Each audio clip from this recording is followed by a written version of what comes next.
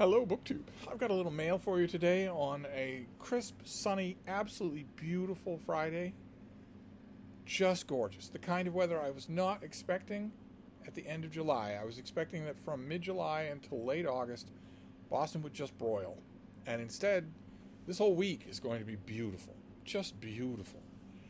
No humidity, bright sunlight, fluffy clouds, cooling breezes in a warm afternoon. Just lovely. Uh, I have a bit of disruption going on here at Hyde Cottage, just a tiny bit, nothing to worry about, but it is disrupting videos just a bit. Much to the grief of a lot of you, no Jane Austen today. And also, unfortunately, I meant to get back to it today because I'm backsliding horribly. No Rocket Summer today. But they are coming. But I'm trying, in the intervals between what I'm doing and what I'm supposed to be doing, I'm trying to make some videos. Because I wouldn't want to only make one video a day. I mean, what kind of YouTuber does that? Yeah, of course, it's unheard of that I would make a video a day. No. No. Instead, I'm trying in the interstices of the other things that I'm doing to make my usual 5 videos a day. And if I make even one fewer than that, well, then people email me and ask, are you okay?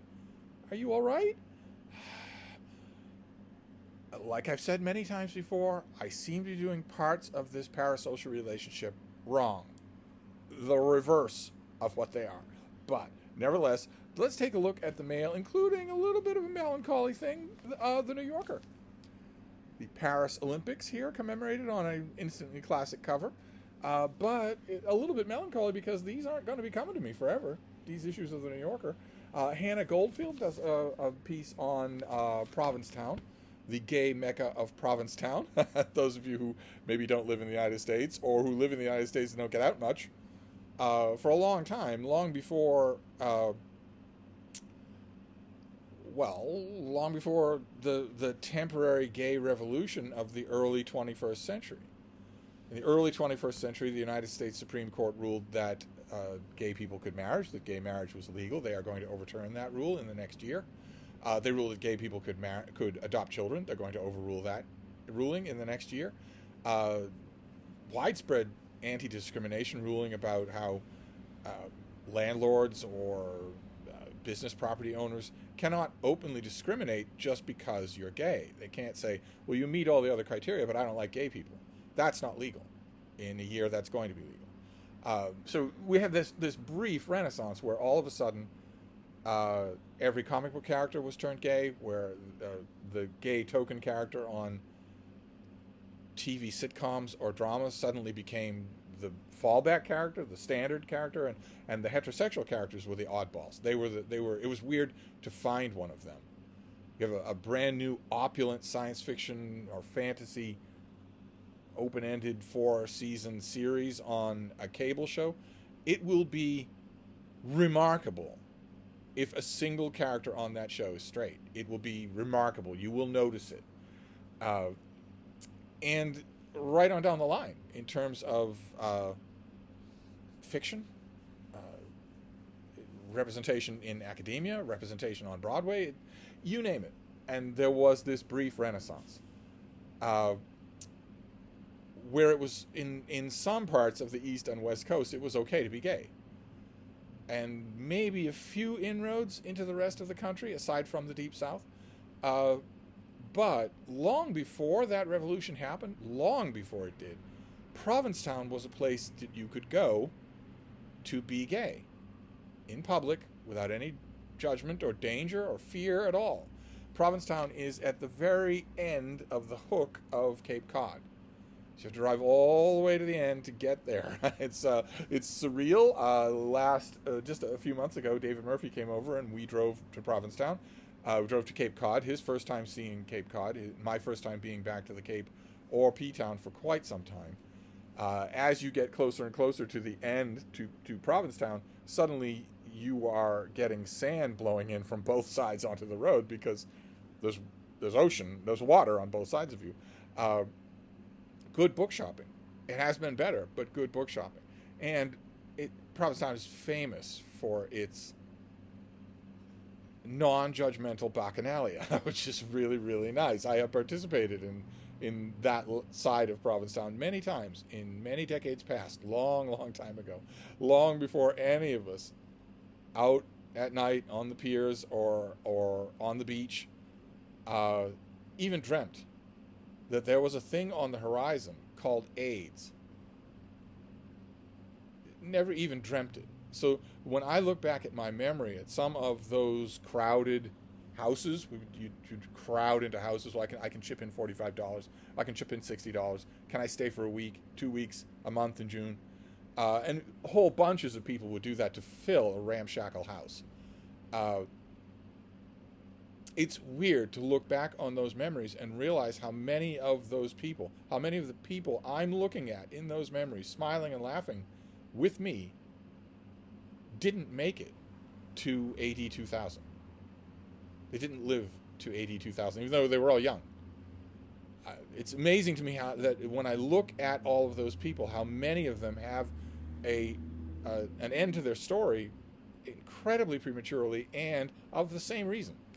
So I don't quite know what this article is about, but I'll definitely read it and enjoy it. And there was, in addition to everything else, there was a cartoon. Unfortunately, I can't read it to you on a family acceptable channel, but it is pretty darn funny. I really did enjoy it. I can't show you the caption, but it's this: an irate toddler is yelling at his mother, and I will bawdlerize the caption because it's really good. So I can't tell a lie, but the Supreme Court gets to do whatever the F it wants. That's pretty good. I did enjoy that. And who knows? Maybe I will miss the New Yorker enough to resubscribe. I doubt it, but we shall see. But let's look at the mail. The mail feels like an obscenity. At this point, on this Friday, when I received a gigantic box of books in the mail and went to the Brattle for another gigantic pile of books, but I'll always take more. So let's see what we have here. We have one package and one box. And the package is twisted like a pretzel. I don't know why that is. It barely got to me, it seems like. I wonder if this is just the package or is it the book as well? Oh my God, it's the book as well. Oh my God, what happened here? Okay. All right. Well, this book comes out in September 10th. This is A Quiet Company of Dangerous Men, The Forgotten British Special Operations Soldiers of World War II by Shannon Monahan. And look at the book. The book was good. It just was destroyed. It was destroyed getting to me. That's all right. Let's see here. There have always been special warriors. Achilles and his Myrmidons are the obvious classical examples. What we now think of as a special operations, however, was born in World War II, and one of the earliest and most exciting units formed was Britain's Special Operations Executive. Special operations were born in World War II? Okay, are you man enough to say that to the French Foreign Legion? Are you willing to do that? In the early years of the war, when Britain stood alone against the Nazis, Winston Churchill put them on a mission to set Europe ablaze, to foment local revolt, gather intelligence, blow up bridges, and do anything else that could help to disrupt the Axis cause. This book follows 4 SOE officers who distinguished themselves in this fight: the Spanish Civil War veteran Peter Kemp, the demolitions expert David Smiley, the born guerrilla leader Billy McLean, and the political natural Julian Amory. With new and extensive research, okay, so obviously new and extensive research to distinguish it from the 4 other books written on this subject in the last 10 years, right? The Ministry of Ungentlemanly Warfare comes to mind. Including unprecedented access to private family papers that reveal the men's unbreakable bonds and vibrant personalities. Okay, so lots of legwork, in other words. Great, fantastic. The author has uncovered a story of war in the 20th century that, due to secretive nature of the SOE's work, has remained largely unknown. Oh, great, fantastic. And who is Shannon Monahan when she's at home? With a wonderful, wonderful, wonderful name like that, I have no fear reading her biography. She's a historian and biographer. She started her career interning at international arms transfers at the State Department. Oh my, okay. All right. I'm not sure that any length of time in confession is going to be good for that. You can try, I guess. You can do 5 hours a day like community service. What was the euphemism again? International arms transfers at the State Department. Okay. All right. So she's a historian and biographer, and she started out her career interning for Satan. Since then, she has worked in strategy and consulting and data analytics, ridden a road bike over the Continental Divide, and taught writing at Harvard University. Oh, my. Fantastic. Okay. And she has earned history degrees from Yale and Boston College. Great. All right. Well, this comes out in... your copy will not look like this. This comes out in September. Fantastic. And then we have a box, and then we'll be done. Because Lord knows, I don't need a 20-hour mail haul on a day when I have received so many books. I am buried in books, just buried in them. So, you know, a small mail haul is just fine. I got a World War II book. That's good. That's always welcome. Let's see here. This next one is not coming quietly. Wow, this is really fighting. Wow, that is. I mean, it's heavy, but there's no reason for it to be. Why is this? God help us. Okay, there we go. Oh. Oh my. Oh. Oh. Okay, this is a comic book. I could not resist. And boy, this is beautiful. This is something relatively new from DC Comics, the home of real superheroes like Superman, Batman, and Wonder Woman. This is called a compendium. 1,100 pages long. In paperback, full color, with a price tag of $60. And this is the Nightwing compendium. So this is Nightwing Volume 1. Look at that. That is the spine. Look at the size of this thing. And it's floppy. Wow. Incredible. I love it. Partially, I can't help but think that this, and this is not the only one, DC's making a bunch of these, I can't help but think that DC's compendiums are, in fact, that somebody is listening to Michael K. Vaughan on his channel, where he has been saying for over 2 years now that DC Comics is letting the side down with reprints. Their reprint culture is scattershot and largely dumb. And it's not just a question of irate fans saying, gee, I would like a better reprint culture. It's Michael K. Vaughan and also myself saying, money is on the table here. Your older fans, they hate the crap that you're putting out now. They hate the fact that every single major character at DC is gay. They hate that, and they want that to change, and you're never going to change it. You would rather torch the company than change it. And okay, all right, so you're on your side, and we're on our side, and there's absolutely no compromise, because the customer is no longer always right. And once you break that compact, if a company wants to die, if it wants to go out of business, well, there's absolutely nothing that can be done about that. It's a free country, after all. But, A, those older fans are not buying your new comics. No one is buying your new comics. But B, those older fans have money, disposable money, and they will spend it on your older comics when you didn't hate your fans. So you should be reprinting those older comics. A lot of them. DC has a huge back catalog that they could be reprinting. Gigantic. And here they are starting to do this. So you notice, this is $60. So that's more expensive than Marvel Comics full color Epic collection, but you're getting more. This is twice the size of an Epic collection, so it's twice the price and twice the size. It's on slightly thinner grade paper than Epic collections, but the artwork reproduction goes all the way to the edges. There are no borders at all. I almost said bezels. There are no borders at all. Fantastic. Okay.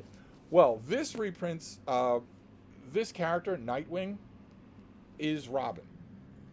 He's Dick Grayson. He's the original Robin, the original sidekick of Batman, who was incredibly popular, 70 years ago, 60 years ago? When he was introduced, he was incredibly popular. It was incredibly counterintuitive that Batman, this dark avenger of the night, should have a brightly colored little boy as his sidekick. And Robin took off with fans. Everyone loved the character. Robin became absolutely ubiquitous in DC. he was never, in those early years, he was never actually part of the Justice League. Like he was with, for instance, the great cartoon Super Friends, where he and Batman were a team and they were part of the Super Friends. But he was part of his own team. He led the Teen Titans. And in one of my favorite comics, World's Finest, where Superman and Batman teamed up every month, Robin was right there and was equally participating with the two main characters. But it was decided by the powers that be at DC that Dick Grayson couldn't stay Robin forever. That he had to grow up a little. Batman doesn't get any older. Batman is in his mid-30s.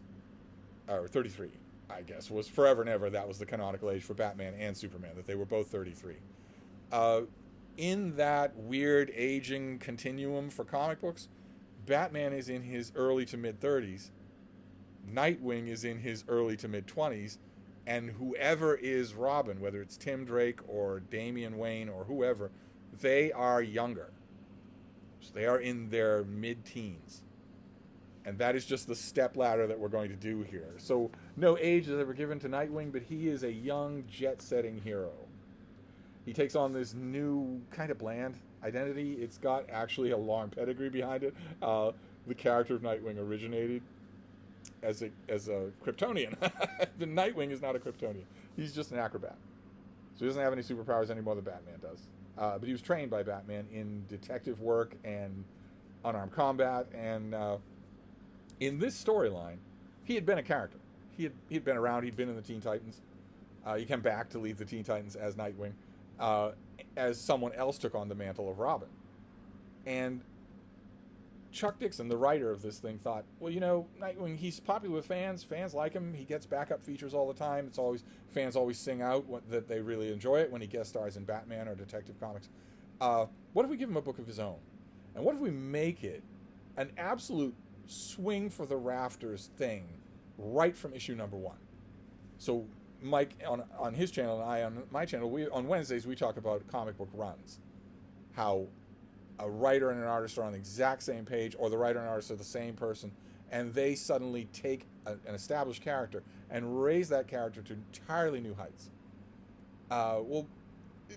Dixon and the artist Scott McDaniel decided to try this with Nightwing right from the first issue. He wants to strike out on his own and prove that he's his own man and his own superhero. So he moves to a city called Bloodhaven. So he's not in Gotham anymore. Bloodhaven is, in many ways, worse than Gotham. More crime-ridden, more corrupt policemen, no Jim Gordon, and seedier.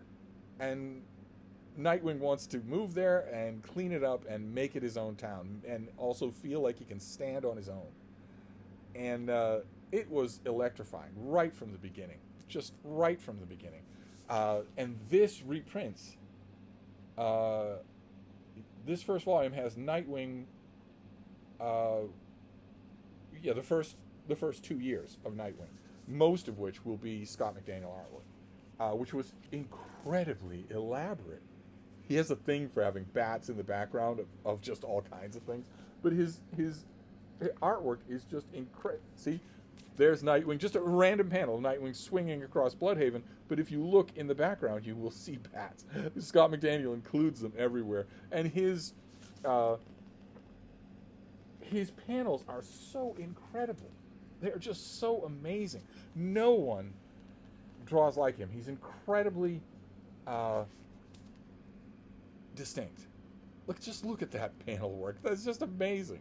And I have a lot of these issues as e-copies, so with pinchable artwork, and I have the original issues. I have the individual issues in my white long boxes, and I have, I think, a collection or maybe two, because there's a I think I oriented one of my collections along the lines of guest stars, because the best issues of Nightwing in that original Scott McDaniel run were guest stars.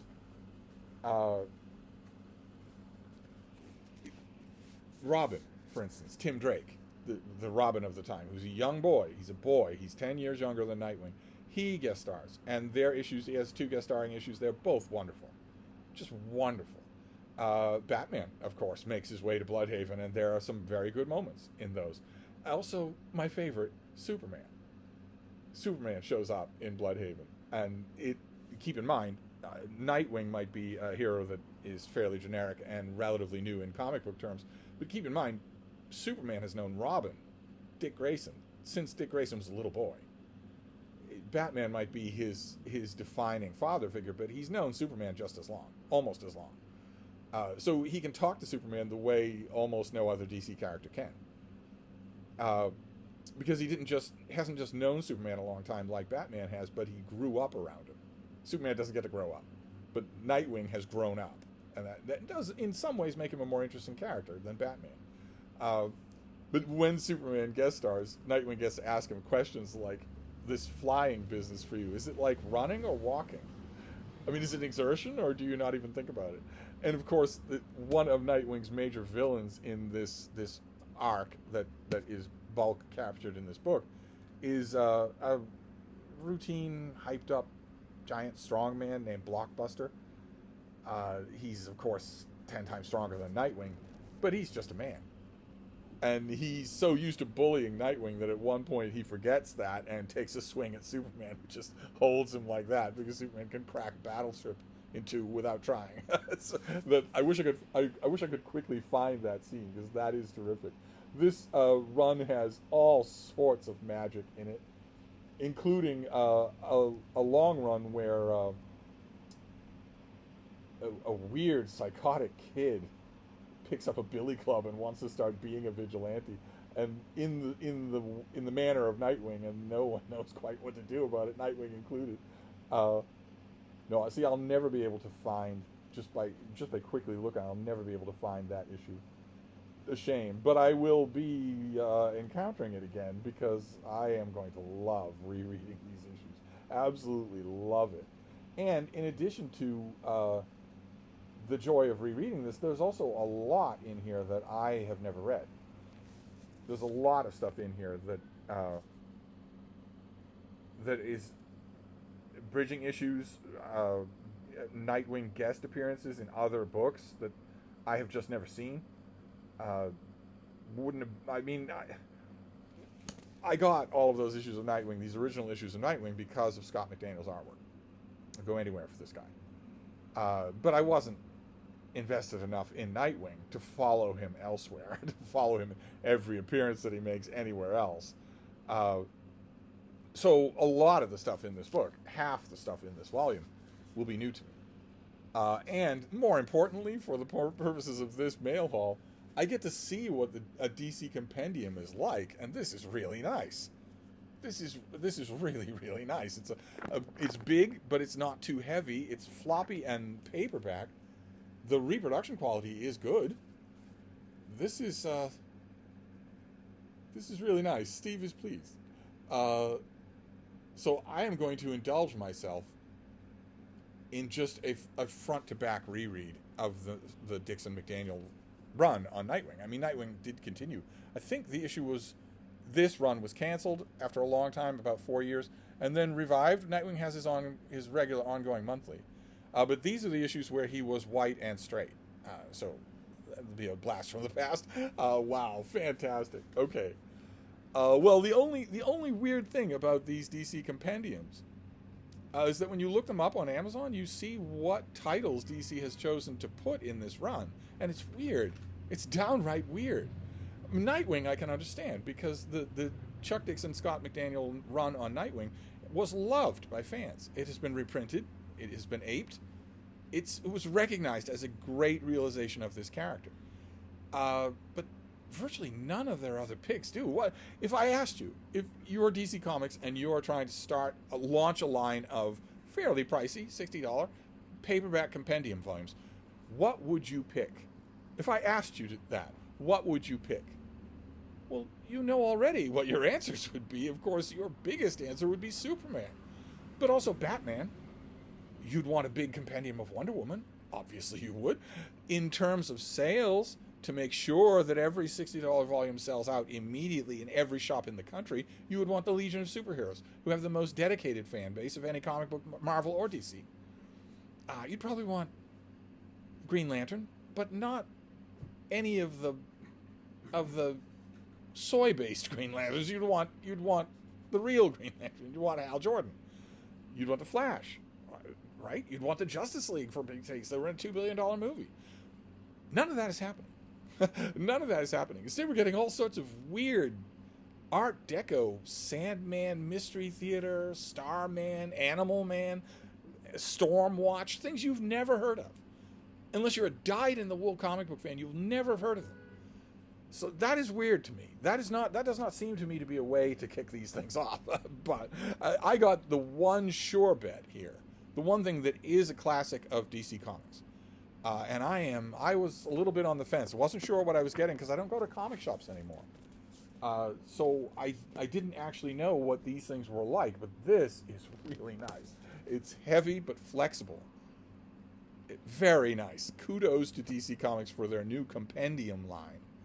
As soon as they make another one that I'm interested in, I will gladly buy it. But anyway, that's the mail haul for today. World War II and spandex superheroes.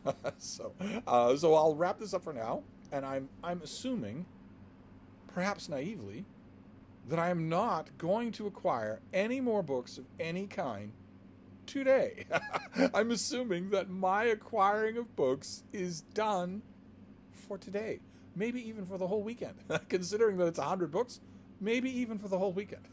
We'll see. I'll let you know. Thank you, BookTube.